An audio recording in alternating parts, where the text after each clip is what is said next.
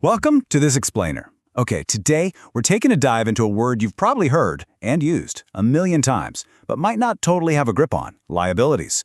We're going to completely demystify this whole concept. We'll start right there in your wallet with your everyday spending, and then we'll scale it all the way up to the intense, super complex accounting rules that run global corporations. So let's jump straight in. Think about this for a second. What exactly is taking money out of your pocket right now? Is it that credit card bill, a hefty car payment, or, maybe it's that brand new smartphone you just bought on an installment plan? I really want you to think about your own daily expenses and those sneaky little debt traps. Because honestly, figuring out what's draining your wallet is literally step one to mastering your financial life. To ground everything we're talking about today, we've got to look at this super famous, dead simple baseline definition from Robert Kiyosaki. He says, an asset puts money in your pocket, a liability takes money out. It's such a brilliant, straightforward anchor. If it brings cash in, hey, it's an asset. If it drags money out, it's a liability. We're going to use this relatable idea as our foundation for the whole explainer. Here's our roadmap for today. First, we'll clearly define what liabilities actually are. Second, we'll look at the vital difference between personal and business liabilities. Third, we'll take a detour into the corporate world of accounting for uncertainty. And finally, number 4, we're bringing it right back home to show you how to convert those personal liabilities into assets. All right, part 1, what are liabilities? It all boils down to the basic obligation to pay.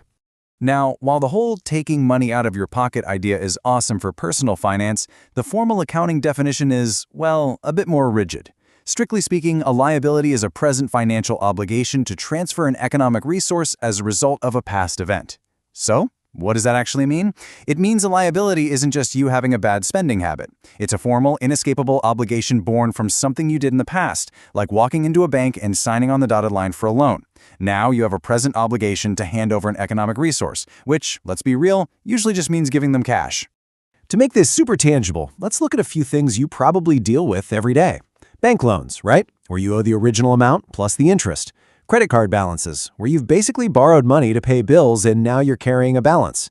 Or if you run a business, think about unpaid supplier bills. If you buy goods from a supplier and haven't paid them yet, that supplier is a creditor. That unpaid bill, yep, that's your liability.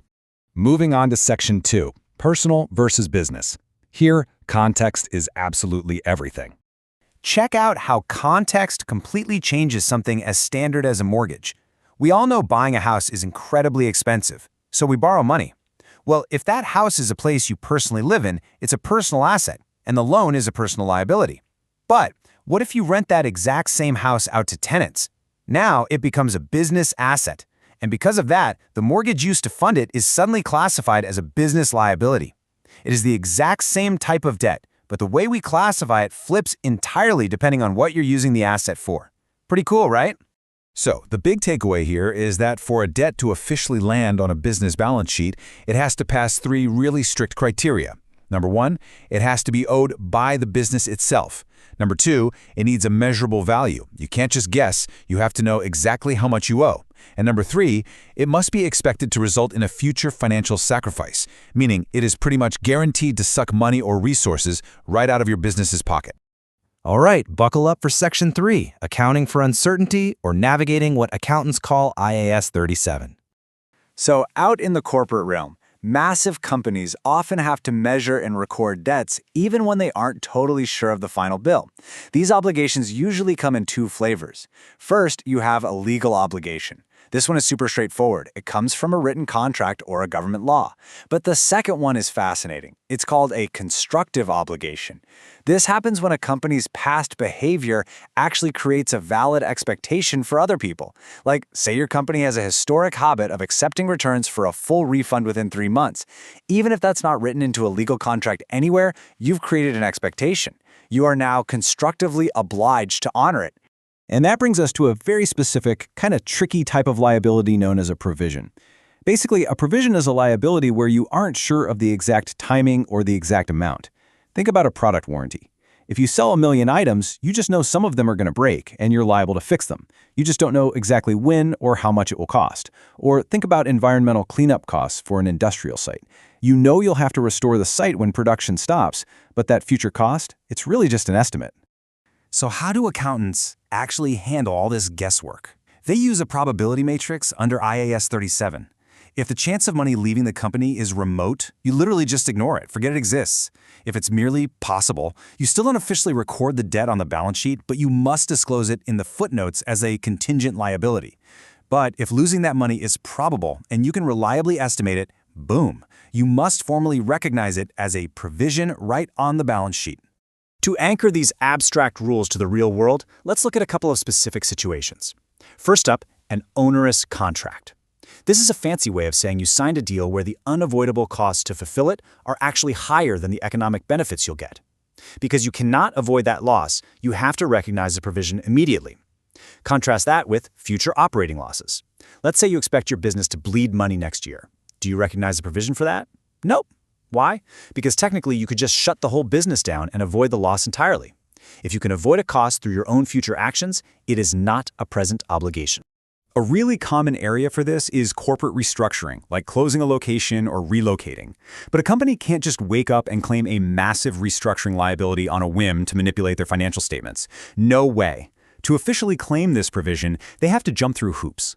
They need a detailed, formal plan with locations and costs. And, this is key, they must have already raised a valid expectation among the employees who will be affected.